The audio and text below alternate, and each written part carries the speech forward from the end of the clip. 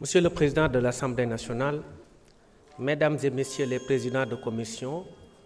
Monsieur le rapporteur général de la Commission des finances et du contrôle budgétaire élargi de la Commission, des lois de la décentralisation du travail et des droits humains, vous avez mes félicitations d'ailleurs pour votre brillant rapport. Monsieur le ministre des Finances et du Budget qui n'est pas là, Madame la secrétaire d'État auprès du Premier ministre, chargée des relations avec les institutions porte-parole du gouvernement, Mesdames et Messieurs les honorables députés, je voudrais vous remercier tout d'abord pour vos prières et encouragements et de l'attention particulière que vous avez portée à notre personne et à notre département. Je profite également de l'occasion pour remercier Monsieur le Président de la République, son Excellence Monsieur Bassirou Diomaye Diakhar Faye, pour sa confiance, ainsi que le Premier ministre Ousmane Sonko. Plusieurs questions ont été agitées et je salue la maturité démocratique de notre pays, parce que vous verrez peut-être sous d'autres cieux des démocraties qui se disent majeures et qui n'ont pas ce niveau de débat. Par quelque bord que vous puissiez vous trouver, j'ai pu remarquer que les débats ont été tenus dans la sérénité, dans le respect mutuel, avec des idées très profondes, également des préoccupations qu'on essaiera de résoudre dans le cadre de notre département, également des mots qui nous vont droit au cœur, je l'ai dit tout à l'heure. Elle n'est pas malheureusement encore là. Je voulais taquiner un peu ma consoeur Aïssata Tall Sall. J'étais très content de ses conseils, de sa posture. Il a cité un ministre de l'Intérieur. À l'époque, on ne parlait pas de ministre de l'Intérieur d'ailleurs, mais ministre de la Police, chez Napoléon. C'était du temps de Napoléon, où Joseph Fouchot était ministre de l'Intérieur, et Aïssata parlait un peu de la synthèse qu'il faut entre la force et l'intelligence. Je crois qu'elle me connaît suffisamment calme et réfléchie pour savoir que je mesure la pleine dimension de ma mission, que que j'exécute avec tact et que j'exécute en respect des droits humains. Il ne m'appartient pas de faire de forcing ou de faire le forcing dans le cadre de mes relations avec les administrés, parce que moi je suis du bas peuple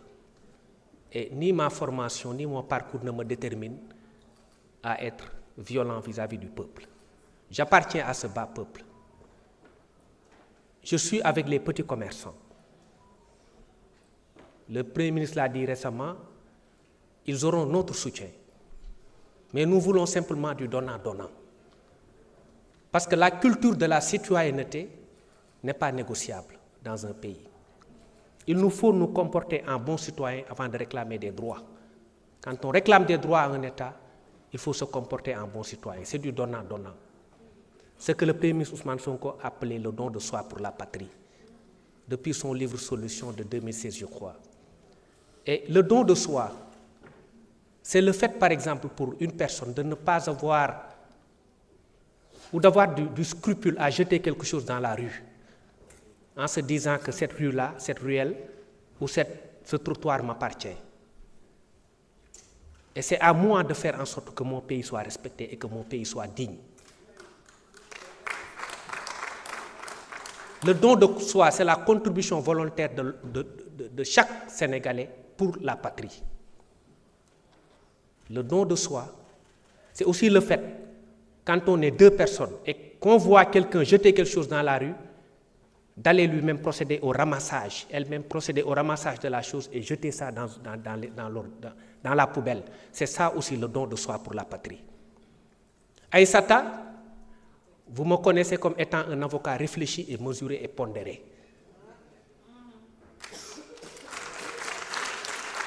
Ce que je fais, je le fais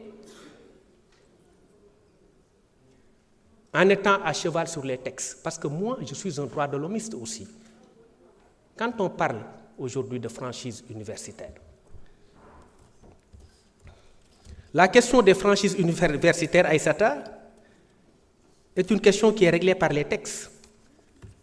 L'intervention des forces de police au sein de l'espace universitaire est régie par la loi 94/79 du 24 novembre 1994 sur les franchises universitaires. Je pense que vous connaissez le texte mieux que moi. Et ce texte permet au recteur de procéder à des réquisitions. Mais qu'est-ce qu'on peut faire, nous, en tant que ministre de l'Intérieur, ou en tant que policier, ou force de défense et de sécurité, ou même en tant que gendarme? Si on n'exécute pas ces réquisitions, on sera en faute. Et ça, vous le savez. Vous êtes une brillante avocate. Et vous en avez formé plus d'eux. Vous connaissez le contenu de la loi. Vous savez parfaitement que l'autorité ne peut pas ne pas se soumettre à la réquisition du recteur qui a des pouvoirs propres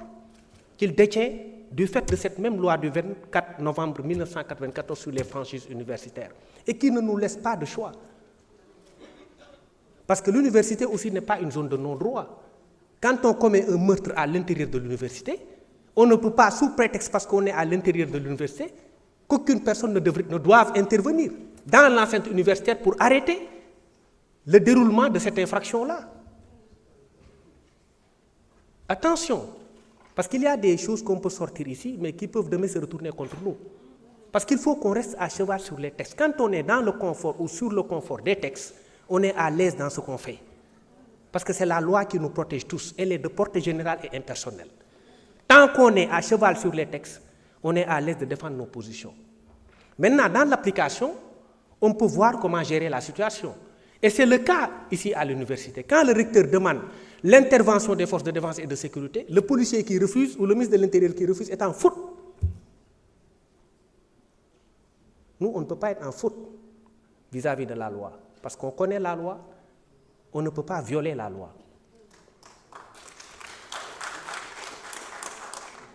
Il y a eu des incidents qui ont eu lieu. Le recteur a demandé à ce que, par réquisition, qu'on intervienne à l'intérieur de l'université. Et nous avons exécuté ces réquisitions-là. Par contre, les étudiants sont nos petits frères. Moi, je suis toujours étudiant parce que j'étudie toujours, je vais à la fac. Moi, je suis un éternel étudiant. Et j'épouse tout le temps la cause des étudiants. Et j'ai même programmé une visite dans le campus universitaire pour aider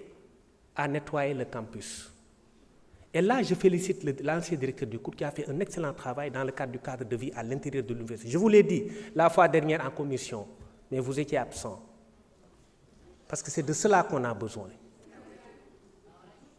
C'est de cela qu'on a. Et par quelque obédience qu'on se trouve, il est bon quand quelqu'un a du mérite ou qu'il a fait une chose, qu'on reconnaisse cette chose-là. Moi, je suis honnête et je me veux généreux. Voilà. Maintenant, la situation étant comme elle est, les choses se sont calmées. Les étudiants, comme je l'ai dit, sont nos petits frères. Pour moi, et sont nos enfants pour d'autres. Moi, je demande au recteur de lever la présence universitaire aujourd'hui même. Parce que j'ai vu que c'est une condition pour la cessation de la revendication estudiantine. Pour moi, la paix étant revenue à l'intérieur de l'espace universitaire, je peux quand même demander au recteur de le faire, même s'il a des pouvoirs propres.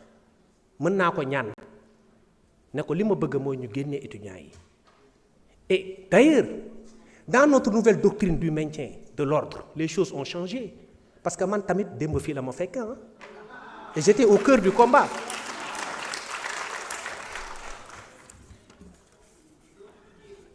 Monsieur Sall, honorable député Thierno Alassane,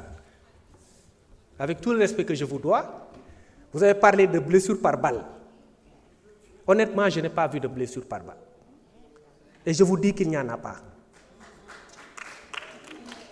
En tant que ministre de l'Intérieur et de la Sécurité publique, je peux vous dire qu'il n'y a pas eu de blessures par balle. D'une part, je ne sais pas ceux qui vous ont informé, mais ils ne vont pas donner la bonne information. Je pense que c'est vos sources qui vous ont trompé. Maintenant, pour ce qui concerne les forces de défense et de sécurité, par contre, il y a eu des blessés au nombre de 29 et du côté également des étudiants. Ça, c'est vrai, il y a eu des blessés de part et d'autre. Mais il n'y a pas eu de bavure policière. Ce qui est une première dans notre doctrine, dans la doctrine du maintien de l'ordre. Parce qu'avant, il n'y avait pas que des bavures, il y avait pire que des bavures. Et là, le fil est nous fait. De sorte que vous avez été obligé de faire voter une loi d'amnistie, pas vous. Mais bon, mes amis Aïssata et Abdou Mbow ont été obligés de recourir à une loi d'amnistie. Bon, moi j'ai une interprétation propre de la loi d'amnistie, mais je la garde pour moi-même. Je la garde pour moi. Parce que ça ne vous arrange pas. Mon interprétation de la loi d'amnistie ne va pas vous arranger.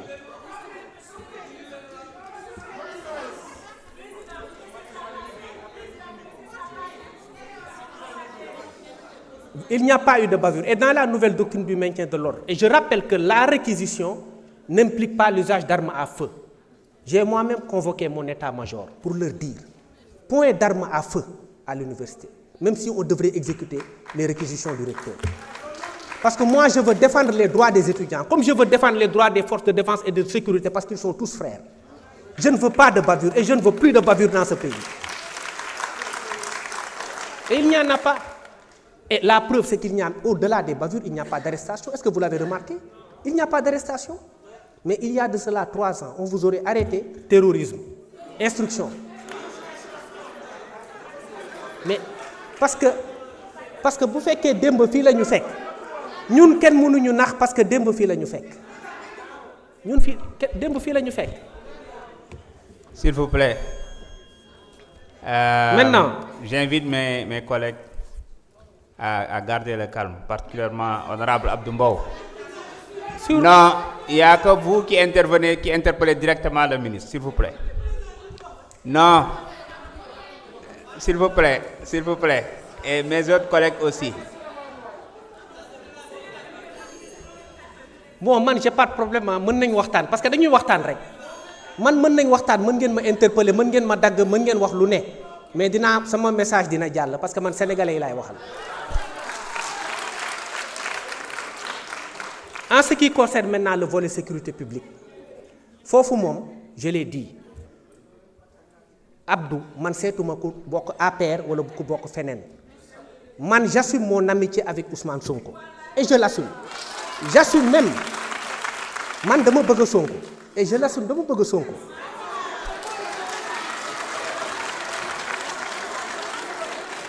waaye terewuma ma nekk ministre de l'intérieur de tous les Sénégalais, même des gens de l'autre côté. te sécurité naa leen ko assurer yéen nit ba mu mat sëkk. keroog bi ñuy def meeting dañu am ay renseignements yu remonté ñu ne meetingu Pastef bi dina drainer au moins 300 000 personnes au moins. am ñu ne woon dañu jël option à quelques mètres de là ñu ne dañuy def meeting. On a demandé à ce que ñu délocaliser ko parce que interdiction yi ñun dañ ko bëgg a dépasser parce que démocratie bi dafa war a souffler parce que ñun loolu lañ xam loolu lañ jàng ci loolu lañ nàmp.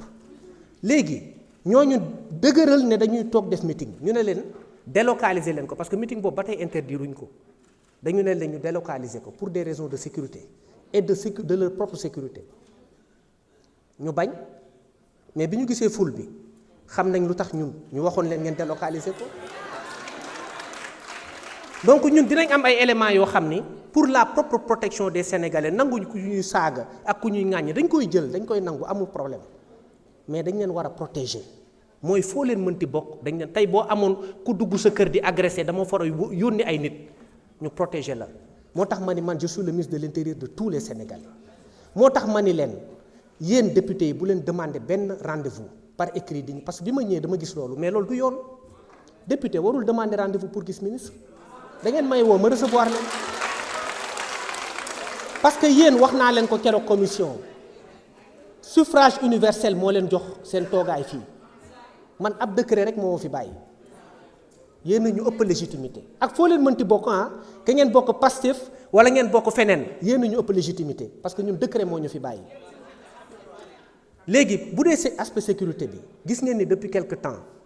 dëkk bi dafa commencé am sécurité loolu moom nañ ko nangu te sécurité bi pour ñun ñëpp la quand on parle de désencombrement da ngay gis ñoo xam ne dañ koy politiser mais yooyu c'est des questions citoyennes kenn waru ko politiser parce que ñun ñëpp ñoo ko bokk. am na benn ministre boo xam ne defe naa Takku Wallu la bokk wax na fi wax bu rafet mu ne lii question citoyenne la parce que des questions de sécurité publique kenn du ko politiser kenn du ko foyer c'est comme les questions de défense nationale. tey bu ñu nee diw waxuma ambulant yi parce que ambulant man xaw ma problème mu ambulant yi fu mu jógee ambulant mooy kuy dem koo xam ne du encombré man keroog fii tablier laa wax mooy nga jël trottoir gas ko samp ci sa table piétons yi di wàcc di taxaw ci tali bi di dox en concurrence avec les véhicules ñuy gaare di taxaw muy consommer gasoil ak carburant ak réchauffement climatique bi nga xam ne da koy engendrer avec les gaz à effet de serre rapport CETUD ne 203 milliards am kii moo koy causé loolu donc à partir de ce moment ñun foog ñu jóg jël ci ay solutions te nee naa les questions citoyennes ne peuvent pas être négociables un pays ne peut pas avancer sans la discipline parce que discipline ressource naturelle la Japon tey amul dara mais lan moo ko développé c'est la discipline te loolu c'est des choses yoo xamante ni ñun dañ ci taxaw te dinañ ko def ba mu mat sëkk incha allah te dañu bëgg Sénégalais aussi jàppale ñu les ambulants je n'ai aucun problème avec eux c'est nos frères le petit commerce yàlla xam na ne bëgguñu ko laal am na marché yi boo leen xoolee amul benn marché boo xam ne lu dul marché boo xam ne dañ ci war a ubbi yoon brigade des sapeurs-pompiers jàll pour bu incident amee loolu rek moo tax ñu laal marché mais directeur général de l'administration territoriale mu ngi nii William Manel il faut épargner wax naa ko les zones marchandes mais zone marchande bokkul ak loo xam ne dañ ko transformer en marché rond-point Liberté 6 du zone marchande parce que dañ ko transformer en marché Colobane marché la mais est-ce que laal nañ ko kenn laalu ko Colobane dañ ko jéggi dem ci nga xamante ni dañu jàppoon ni ay màññaa la ñu fa nekk ñu dégager leen bàyyi marché bi kenn du ko laal pour le moment parce que xale yi dañ leen war a utal d'abord fu ñu nekk wax nañ ko dañ leen war a recaser d'accord je suis d'accord utal leen fu ñu nekk mais nga jël sa table teg ci kaw trottoir wala ci buntu kër jàmbur honorable député PG Aliou Ndao wax na ko tey ku taxawoon sa buntu kër toog ñëw rek teg fa table di jaay mais est-ce que di nga ko jox sommation est-ce que kooku am na droit yow juriste nga est-ce que am na droit am sommation da ngay ñëw ne ko sëñ bi fi nga toog du fii parce que dëkk bi aussi foog ñu ànd defar ko mais Sénégal mënul nekk un marché à ciel ouvert moo tax may woo ambulants yi ak tabliers yi di leen woo nañ ànd defar dëkk bi wax naa ko keroog on a des réponses pénales yoo xam ne ñun duñ ko mettre en œuvre moi je connais les lois il y a la loi de 67 il y a la loi du 20 décembre 75 qui interdit certaines activités dont les leurs mais appliqué wuñ ko parce que dose d'humanité lañ ciy def parce que dañu xam ne dëkk bi métti na dañ leen di accompagner mais lu mu métti mën nañ jaay ba pare bokk defar dëkk bi ban marché lañ fi nettoyer Sénégal amul mais est-ce que loolu du leen choqué amul benn marché presque bu amul marché boo xam ne dafa am ay heure sax amul te marché war na am ay heure war na am ay jours yoo xamante ni dañ koy nettoyer ñu dem am na marché yoo xam ni marché àjjuma loon bi ma nekkee Gueule Tapée léegi marché bés bu ne la nga jóge fa dem marché Liberté 6 marché samedi léegi bés bu ne la ñu bàyyi mu jàll après c'est un comportement boo xam ne dañu dem ba tolérer ko mu yàq nag suñu cadre de vie te loolu il faut une masse critique li Ousmane Sonko doon wax une masse critique de patriotes de gens qui sont conscients des enjeux qui ne pensent pas aux prochaines élections mais aux prochaines générations te ñun loolu lañ bëgg a nekk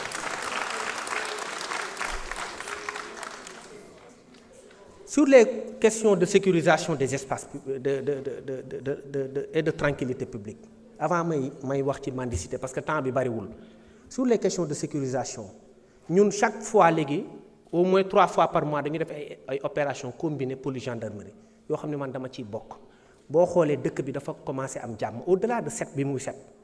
dafa commencé am jàmm am dal agression yi ñu daan noté yu bari armée dafa wàññeeku parce que man damay ànd ak sama gars yi moo tax dama leen di féliciter les forces de défense et de sécurité parce que ils sont très braves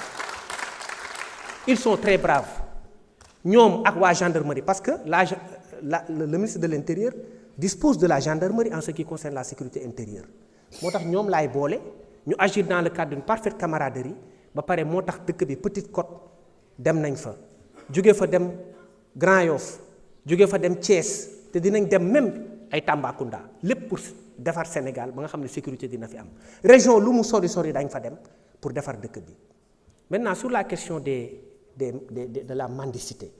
la mendicité est devenue un fléau loolu encore le code pénal l'interdit la mendicité est devenue un fléau te dafa am beneen type de mendicité boo xam ne c'est animé par des personnes de nationalité étrangère qui ne sont pas des sénégalais li mu xamoon ci mendicité déjà sénégalais classiquement xamul woon dafa am kersa génn di tàllal loxo dañ daan def ci ay famille ñoo bokk ci ay famille di dimbalante mais chaîne de solidarité bi dagg am ñu génn di yalwaan parce que ñàkk moo tax bien que dañ ko tere mais dafa am beneen forme de mendicité boo xam ne c'est plus complexe encore mooy mendicité boo xam ne c'est entretenu par des personnes de nationalité étrangère. Or les lois de la CEDEAO permettent aux pays d'appliquer leurs propres lois. C'est-à-dire que la libre circulation des biens et des personnes n'interfère pas dans les lois pénales des pays. C'est ce qu'on appelle, ñun ci jargon pénal, le principe de l'autonomie du droit pénal. Ñun ñoo am suñu autonomie appliquer suñu texte. Or mendicité ak vagabondage dañ ko interdire au Sénégal. moo tax du ñu nangu benn étranger ñëw Sénégal di vivre de mendicité loolu dootuñu ko nangu tey dootuñu ko nangu ëllëg te de plus en plus boo xoolee mendiants yi fi nekkoon presque gisatoo leen fi centre ville amatul mendiant boori corniche amatul mendiant ak yeneen zone maa ngi répondre également ci question bi benn député posé sur les pousse-pousse ak machine à café yi ñuy jaayee ci mbedd bi chariot yi waxuñu Dakar yëpp loolu dañ ko interdire graduellement parce que doo ñëw rek attaquer un truc boo xamante ni benn commerce informel dans son ensemble loolu doo ko def moo tax dañ ko def par zone ce qu'on appelle les zones principales yi nga xamante ni dañ ko bëgg offrir en exemple corniche dañ fa tere yenn commerce yi parce que dañu dem ba corniche dañu doon gis ñu taxaw di jaay ay yére foofu ñii di jaay lii ñii di jaay lii ñii di jaay lii mu nekk benn mbuum mbaay boo xam ne bu ñu ko bàyyi woon suñu cadre de vie day yàqu maa ngi jot également alerte ñi nga xamante ne c'est des riverains Almadies ci code kii bi baie de Hann tamit yàqu na baie de Hann dañ ko transformé en dépotoir d'ordures alors qu'il y a de cela 20 ans wax naa ko keroog c'était l'une des plus belles baies au monde yooyu yëpp dañ ko war a récupérer te dinañ ko récupérer parce que suñu cadre de vie ñun ñoo ko moom civisme ak citoyenneté comme je l'ai dit kenn du ko négocier ñun ñoo ko moom sur les équidés très rapidement fas yi dafa am benn texte boo xam ne dafa tere ñu leen di toroxal ça résulte du code des contraventions fas dafa noble Gandhi doon na wax ni doyen Alla Kane maa ngi lay gërëm di la sant ci remerciement yi c'est Gandhi qui disait que la grandeur d'un peuple se mesure à l'affect dont les populations ont véritablement pour les animaux gis nga bàyyi ma dafa noble waruñu jàpp fas di ko toroxal parce que fas dafa noble même alxuraan da ko tagg pourquoi ñu war a bàyyi yenn pratiques yi parce que fas dafa am bakkan nga jël charrette di ko yen ba mu fees ba fas bi di daanu du yoon ñu war a bàyyi également de la même manière divagation d'animaux yi am na ku ko wax loolu aussi c'est le code des contraventions qui l'interdit sur la voie publique da ngay dem ba centre ville parfois nga daan gis parce que loolu nangootuñ ko nga daan gis ay nag ak ay xar yuy dox yàq également cadre de vie bi yooyu rafetul suñu dëkk ñun ñoo ko moom nañ ko defar wax naa ko keroog fii am na benn ministre bu ko fi rappelé ñun peut-être amuñu mais bëgg nañ lu baax ak fu ñu mënti nekk nañ ànd defar suñu dëkk ñun ñoo ko moom bu ñu nangu kenn di ñu ko yàqal parce que Sénégal suñu loxo lay mujjee donc dañ ko defar ba nga xamante ni bu ëllëgee on va léguer aux prochaines générations un pays ordonné un pays stable et un pays respecté parce que bu ma demee tey à l'international da ngay xam ne Sénégal dañ ko respecté mais gan yooyu di ñëw fii dañu war a gis dëkk bu tegu ci yoon dëkk bu rafet dëkk bu sell mais li ñuy bañ mooy bu ñu ñëwee fii après bu ñu demee xeeb ñu te loolu ñun waruñu ko nangu ñun ñoo moom suñu réew nañ ko ànd defar.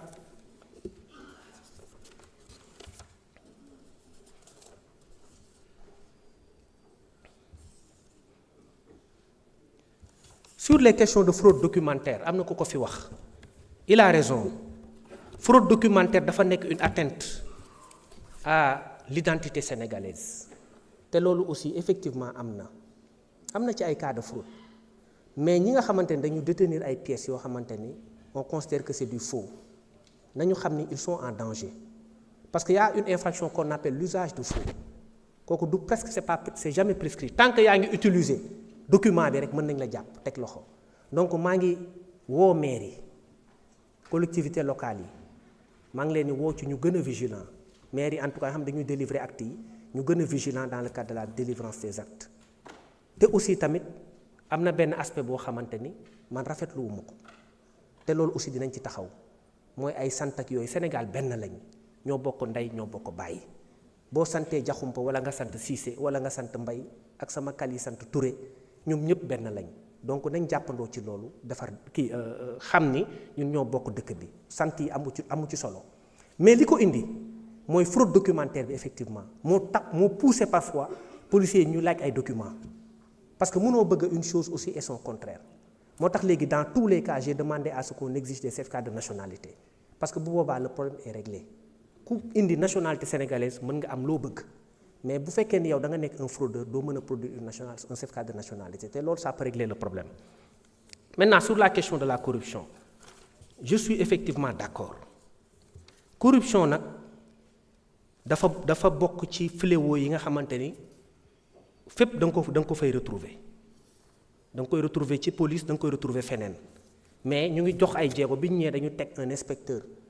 général jox ko mission mu dox ci affaire corruption ak toutes les considérations yoo xam ne mën nañ ci régler police bi donc ak benn brigade prévôtale boo xam ne dañ ko mettre en place pour régler les questions de corruption loolu à ce niveau là vraiment ñu ciy jox ay jéego mais dina am na sax ay condamnation suñu biir mais am na loo xam ne ci sutura la doo ñëw condamné nit ba pare jaay ko ci mbedd bi ne dañ ko kii parce que bu ñu ko condamné ba pare doy na sëkk donc loolu lañ jàpp mais rassurez-vous la question de la corruption est actuellement prise en charge par la police. Sur la situation des élèves de la 49e promotion je vous rassure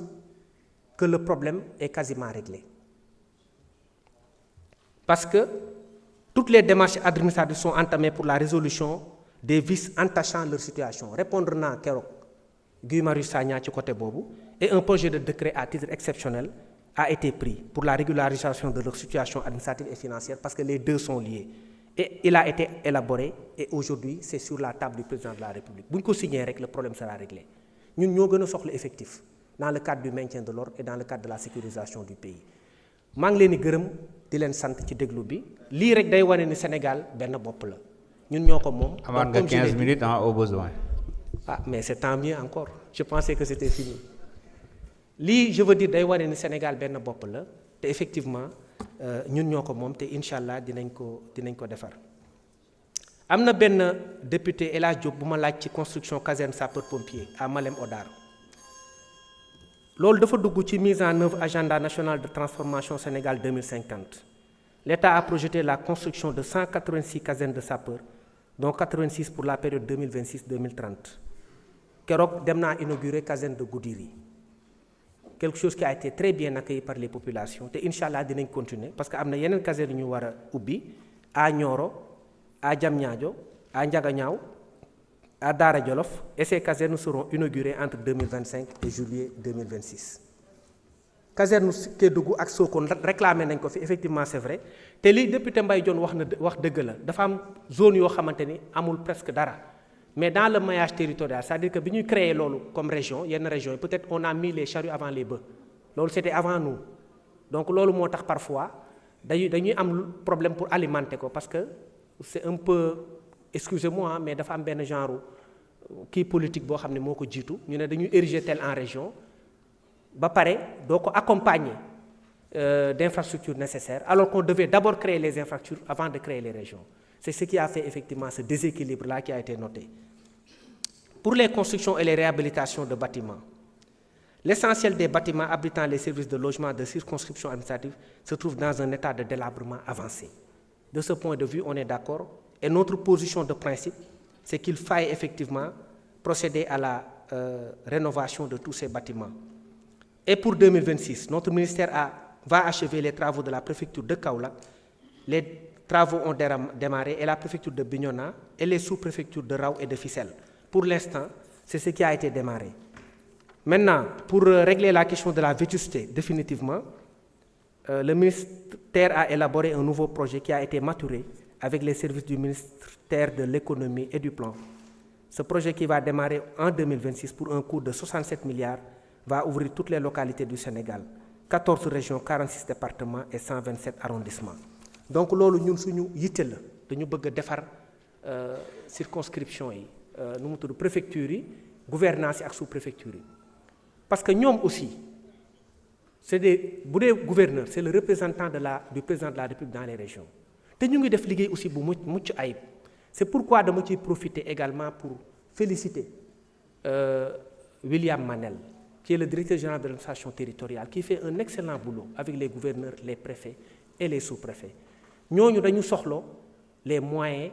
pour exercer leur office parce que c'est un métier dafa noble. De la même manière que je l'ai dit avec les forces de défense et de sécurité saa yu ma demee ci benn opération combinée police gendarmerie ay 3 heures du matin dama leen wax ni ñun ñee ngi nelaw mais ñun ñu ngi liggéey moo tax les forces de défense et de sécurité méritent tous les salaires du monde lu ñu leen defal nañ ko xeeb parce que c'est des gens qui sont des nobles policiers yi dañ leen war a jàppale gendarmes yi dañ leen war a jàppale parce que lu ñuy def ci liggéey dafa mucc ayib et donc loolu moo tax man j'estime que mon département pourrait être même beaucoup plus pourvu en matériel et également en moyens pour leur permettre d'exercer leur métier parce que dara gënul noble ñëpp di nelaw nga taxaw di assurer leur sécurité que ce soit des moyens mobiles ou des moyens matériels si wàllu tenue aussi wax nañ dëgg tenue dafa bokk ci li tax nit ñu lay respecter comme li may wax loolu laajul moyens yu bari li may wax cet ak defar mën na ànd ak sax ñàkk wala tuuti ñàkk Aïssata xam na ko ñun dañu bëgg bu ñuy plaider comme avocat rabat bi dañuy bëgg fóot ko ba mu set mu weex tàll di briller ñu taxaw comme li ñuy policier di wax dans leur jargon être en tenue correcte parce que loolu mooy tax ñu respecter la moo tax benn jour dama woo DGPN bi ma ñëwee directeur général de la police nationale di profiter également di ko féliciter pour l'excellent travail qu'il fait ku baax la ma ñëw ma ne ko mais DGPN policier du ngeen defal ay cravate mu ne ma mais monsieur le ministre cravate dafa tàng ma ne ko waa sedd bi nag ngeen defal ay cravate parce que man mënuma imaginer par exemple alkaati bu taxaw di tux rafetul parce que kilifa la alkaati dafa noble da ngay gis boo demee ay yenn dëkk yi nga gis alkaati yi man bu ma gisee alkaati bu sol lu rafet dama koy respecter dama koy bëgg sama xol day sedd donc yooyu yëpp c'est des choses yoo xam ne ça participe à la citoyenneté te pourtant laajul moyen yu bari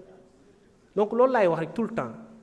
nañu xool lépp li nga xamante ni mën na relever suñu prestige en tant que pays parce que Sénégal pays leader la et man maa leen ko wax de tout temps Sénégal pays leader la boo demee ci yeneen dëkk nga koy xam Sénégalais dañ leen respecté boo demee Côte d'Ivoire ñu ne le Sénégalais a du talent ñu ne Sénégalais bu waxee rek da lay convaincre parce que Sénégalais dafa am lu yàlla def ci moom donc loolu dafa war a feeñ suñu dëkk keroog cité naa ay pays yoo xam ne tey dañu xaw a raw ci benn côté mais loolu ñun buñ ko nangu le gap dañ koy rattraper te mën nañ ko te on le fera rapidement dëkk bi dina tegu ci yoon dina baax ba pare lépp dox incha allah yéen ñëpp ci mën a jàpp j'en appelle à la citoyenneté de tout le monde j'en appelle à tous les patriotes tous les républicains tous qui aiment ce pays pour qu'on fasse du Sénégal un très grand pays et on est en voie de le faire sous la haute direction de monsieur le président de la République et de son premier ministre parce que c'est des patriotes qui sont venus pour ne pas se focaliser sur les prochaines élections mais sur les prochaines générations et ça ils l'incarnent, ils le vivent tous les jours. Moi qui suis au contact de ces deux personnes, moi je sais et je suis persuadé que ce sont de vrais leaders. Pour la première fois, le Sénégal a une chance historique de réussir un bond qualitatif. Parce qu'il y a des gens qui sont animés par l'intention d'en faire un grand pays. Et là, c'est à nous de les accompagner. C'est aux citoyens lambda de les accompagner. Les étudiants, les ambulants, les écoliers, les députés, les chômeurs, que tout le monde s'y mette pour qu'on fasse de ce pays un grand pays. On l'est déjà, mais on peut réussir encore à progresser. Et c'est d'ailleurs l'occasion pour moi de profiter de cette tribune pour féliciter des patriotes, des gens qui se sont toujours investis pour l'ordre, la discipline, le civisme et la générosité également. Ils sont là, je les ai invités, ce sont les Patriot Riders. Je vous demande de les applaudir. ñii ñooy taxaw ci tali bi sans moyen naan feu rouge da ngay taxaw ñoom ñooy taxaw ne feu rouge da ngay taxaw ñooy taxaw ne piéton jël trottoir bi oto bi demal te kenn fayu leen parce que ñoom li ñuy def mooy le don de soi pour la patrie. ak ñeneen ñi nga xamante ni dañuy dénoncer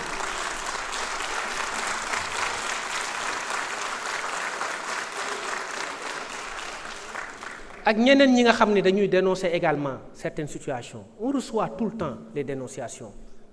Nous invitons les Sénégalais à dénoncer davantage parce que nous sommes un pays boo xamante ni nous sommes habitués à ça nañu di dénoncer parce que loolu c'est positif ça nous aide nañu di critiquer ministère de l'intérieur bu ñu xamee ni lii mi ngi koy def baaxul nañ ko critiquer je suis d'accord on prend les critiques comme positives parce que c'est important nañu nangu du haut de notre piédestal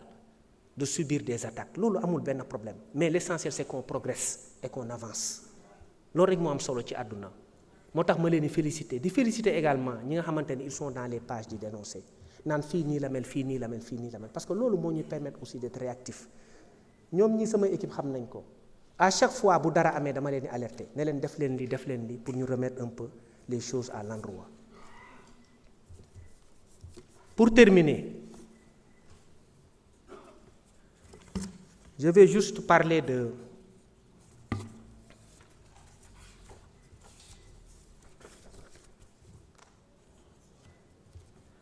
des politiques en général.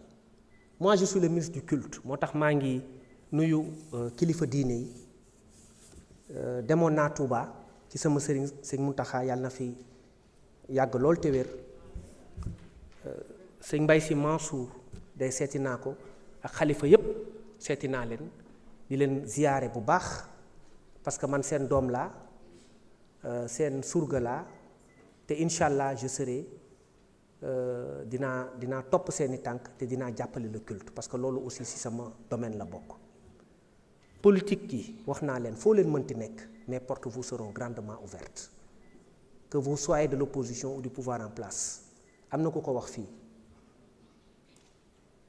man je suis le ministre de la République je suis un ministre de la République je suis le ministre de l'Intérieur je suis là pour tous les Sénégalais heure boo leen ma bëggee gis ñëw leen parce que je vais vous accueillir et c'est mon devoir également de vous écouter la société civile également maa ngi leen di woo à tout moment mën ngeen ñëw sama bureau boo leen amee ay doléances ñëw leen Aïssata du ma nangu nga may taxer peut-être étiqueté parce que dans le barreau boo ñëwaan dañ lay étiqueté à quelques 6 mois dañ naan diw nii la mel ça peut arriver ce qu'on appelle les étiquettes chez nous heureusement pratiquement tous les avocats ont de très très bonnes étiquettes maintenant fii dama ñëw dégg ñu naan Bamba sam benn sœur da koy wax dafa xaw a radical mais man moom xaw ma lan lañ may wax ci radical parce que moi je ne fais qu'appliquer les lois et je le fais avec une dose d'humanité qui n'est pas contestable donc que ce soit Aïssata ou honorable député Thierno Alassane je vous rappelle je vous le dis moi je vous le répète je suis pas un homme radical moi je suis un homme respectueux des lois et je vais le faire avec la rigueur qui s'y est et sans faire trembler ma main. Je vais faire respecter les lois de ce pays. Avec une dose d'humanité, Aïssata, rassurez-vous. Hein? Duralex, voilà. Je remercie également le président de l'Assemblée nationale. Il a été mon compagnon de lutte. Tant que je takal bracelet. Mu muñ ko. Sénégal jaar na ci période yu difficile. mais tey yàlla def na am na dal nañu jublu ci liggéey bi jéem a changer ce pays je vous remercie de votre aimable attention.